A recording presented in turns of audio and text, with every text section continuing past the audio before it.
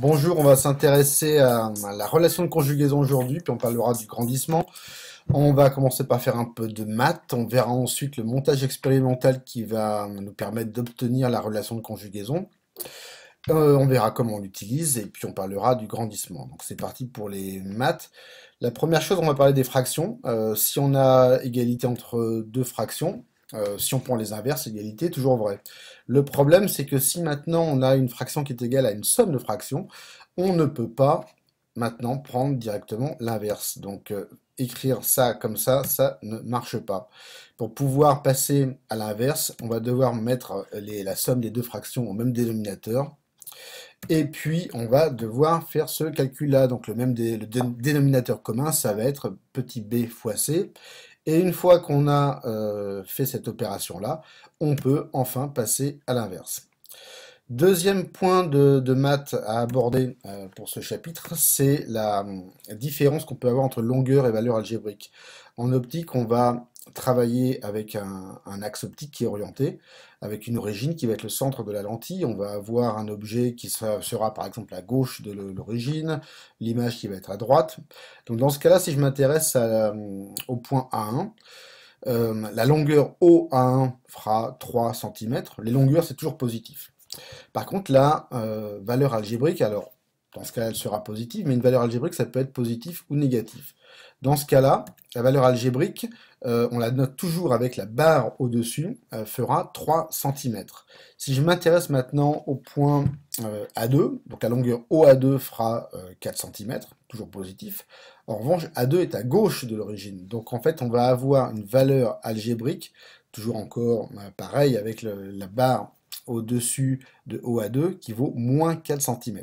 Ça, c'est fondamental pour la suite, pour pouvoir manipuler la relation de conjugaison. Maintenant, on va regarder un peu le montage expérimental qui va nous permettre d'obtenir la relation de conjugaison. Donc, on va partir d'un cas où on a une lentille convergente, je donne sa vergence, qui est de 20 dioptries. Pour avoir la distance focale, il faut tout simplement faire 1 divisé par la vergence. Donc, on va avoir un résultat qui va être en mètres. Donc, on va avoir 0,050 mètres, ce qui nous fait 5 cm. Dans ce cas-là, donc on a un objet, c'est une diapositive, dont on va récupérer l'image sur un écran, donc on va essayer d'avoir une image nette. Là, j'ai marqué toutes les informations importantes pour la suite, donc on a le centre de la lentille, O, les foyers, objets et images, les positions A et A' pour l'image. Si on veut maintenant regarder une construction géométrique de l'image de l'objet AB, donc on a la valeur algébrique OA qui est négative, OA' sera positive, l'image va être après la lentille, on utilise les deux rayons, en tout cas deux rayons dont on connaît le comportement. Quand ils se croisent après la lentille, on va obtenir une image nette.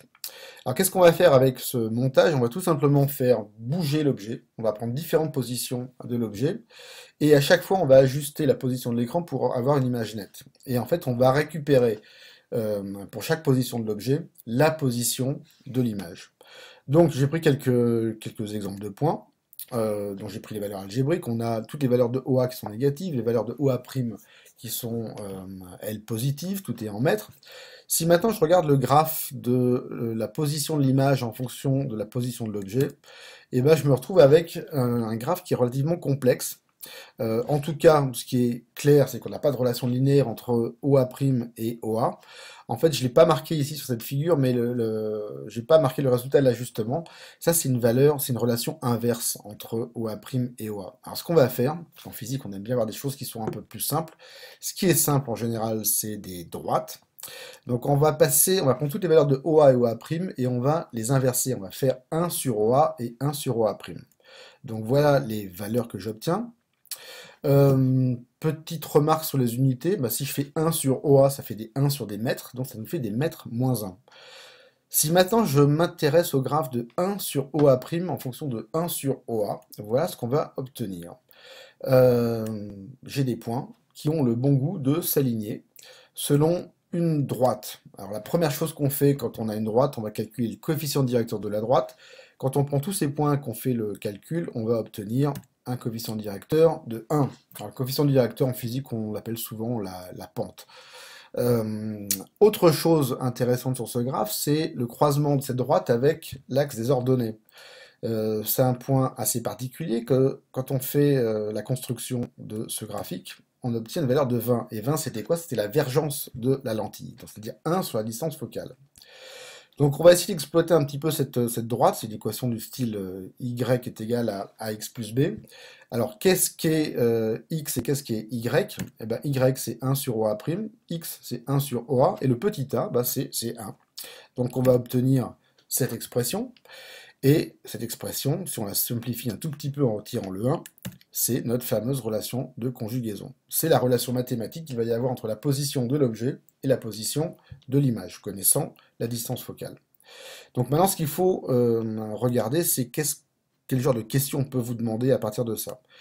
Ce qui vous embête en général, c'est de manipuler des expressions littérales. Première question, c'est exprimer OA' en fonction de OA et F. Donc moi, ce que je veux avoir, c'est OA' à gauche du signe égal, et puis l'expression qui suit. Ce qu'on va faire, on repart toujours de l'expression initiale. Évidemment, je ne peux pas maintenant prendre directement l'inverse. Je vais devoir mettre les deux fractions au même dénominateur. Donc le dénominateur commun, c'est OA fois F. On développe un petit peu tout ça. Et une fois que j'ai ce dénominateur commun, je vais pouvoir avoir une égalité entre deux fractions. Et maintenant, ce que je vais pouvoir faire, c'est tout simplement prendre l'inverse. Bon, j'obtiens cette expression pour OA'. OA' est égal à OA fois F divisé par F plus OA. Quand on n'est pas trop sûr du résultat, on peut essayer d'avoir un petit esprit critique. OA', ça va être en mètres. Si je fais OA fois F, ça va être des mètres fois des mètres, donc des mètres carrés. Et puis si je fais F plus OA, ça devrait faire des mètres. Donc des mètres carrés divisé par des mètres, ça nous fait bien des mètres. Voilà, c'est une façon assez simple de pouvoir vérifier si votre équation est correcte. Bon, deuxième cas, toujours pareil, on va un petit peu varier, on va demander OA en fonction de OA' et F. Encore une fois, je repars de l'expression que je connais. Il ne faut pas apprendre les expressions finales par cœur, il faut savoir les redémontrer. Ce que je vais faire, c'est que je vais isoler 1 sur OA à gauche du signe égal. Je vais faire attention au signe, parce que je vais devoir bouger le 1 sur F. Encore une fois, je ne peux pas passer directement à l'inverse. Je vais devoir tout mettre au même dénominateur, qui est OA' fois F. Je développe encore, et maintenant je vais obtenir cette expression, donc 1 sur OA est égal à F moins OA' sur OA' fois F. Une fraction égale une autre fraction, je peux passer à l'inverse rapidement. J'ai donc OA est égal à OA' fois F divisé par F moins OA'. Dernier cas, bah, ça sera de pouvoir exprimer petit f en fonction de OA, OA'. Donc je vais aller plus vite. Je repars encore de l'expression que je connais. J'isole 1 sur f pour le mettre à gauche du signe égal. Je vais mettre les deux fractions au même dénominateur. On développe. Et j'aboutis à une fraction égale à une autre fraction. J'en déduis donc l'expression de petit f qui est égale à OA fois OA' divisé par OA moins OA'. Donc on va essayer maintenant de voir une application pratique. Hein. Par exemple, j'ai une lentille dont la vergence fait 20 dioptries. On vous donne cette fois-ci la position de l'image, OA', qui fait plus qu'1 cm, et puis on voudrait avoir la valeur de OA. Donc première chose, on va calculer à partir de la vergence la distance focale de f, et puis une fois qu'on aura la distance focale, eh ben, on ira calculer la valeur de OA. Bon, la distance focale, c'est 1 divisé par la vergence, donc 1 divisé par V, ce qui nous fait 0,10 mètres. On va le transformer en centimètres, on va essayer d'être consistant entre les 15 cm de OA' et puis les 10 cm de la distance focale. Et puis pour avoir OA, bah, je connais l'expression, donc normalement il faudrait la redémontrer, mais OA fait OA' fois F divisé par F moins OA'. Juste une petite chose, c'est qu'on voit bien sur le schéma que l'objet AB est avant la lentille. Donc normalement, si on ne s'est pas planté dans les calculs, on devrait avoir une valeur de OA qui est négative. Donc si on fait les calculs, ben voilà, on va trouver moins 30 cm, ce qui est tout à fait cohérent. Donc voilà comment on peut utiliser la relation de conjugaison. Bon, il reste un point qui est important aussi, c'est le grandissement. Alors le grandissement, c'est simple. Hein. C'est simplement de savoir quelle est la taille de l'image par rapport à la taille de l'objet.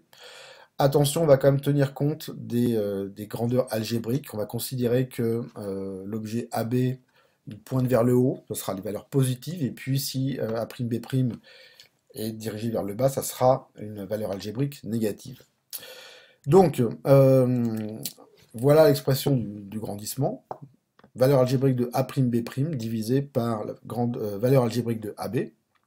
Et quelque chose que j'ai pas montré juste avant, mais quand on bouge l'objet, quand on regarde la position de l'objet, position de l'image, et quand on regarde le rapport entre la taille de l'image et la taille de l'objet, on va s'apercevoir toujours que ces deux rapports sont les mêmes. Le grandissement A'B' divisé par AB est aussi égal au rapport de la position de l'image par rapport à la position de l'objet.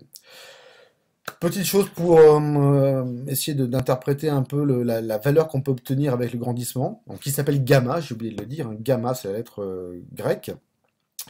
Si OA' est positif, on a une image après la lentille et que OA est négatif, donc on va avoir un gamma qui va être négatif, ben on a une image renversée. Maintenant si OA' et OA ont le même signe, ou A'B' et AB ont le même signe, ça veut dire qu'on va avoir l'objet et l'image du même côté, on va avoir un gamma qui va être positif, et ça c'est l'effet loop.